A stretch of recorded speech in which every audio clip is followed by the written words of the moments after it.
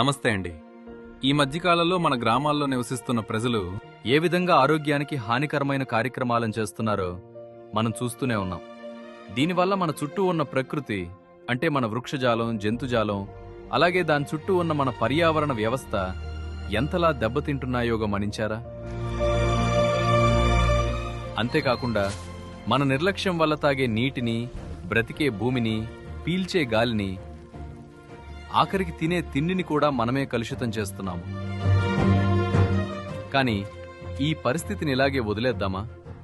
వద్దు, దీన్ని మారుద్దాం. ఆ మార్పుని మన ఇల్లే ఒక పునాదిగా మన ఇంట్లో నుండే మొదలు పెడదాం. మన ఇంటి చెత్తను రోడ్డు మీద వేయకుండా ఈ 4 విధాలుగా వేరు చేద్దాం.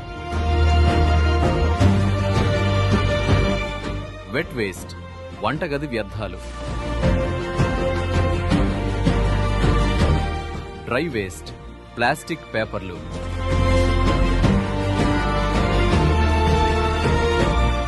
శానిటరీ వేస్ట్, డయాపర్లు, ప్యాడ్స్ వంటి ఆరోగ్య సంబంధిత వ్యర్థాలు. స్పెషల్ కేర్ వేస్ట్, బ్యాటరీలు, కెమికల్ బాటిల్స్.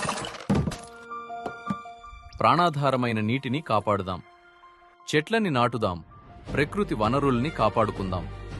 వచ్చే తరానికి ఒక గొప్ప ఆదర్శంగా మన గ్రామాలను మారుద్దాం.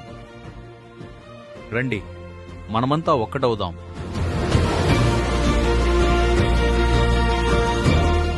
స్వచ్ఛ గ్రామ పంచాయతీ, స్వచ్ఛ తెలంగాణ బాటపైరా బయలుదేరుదాం.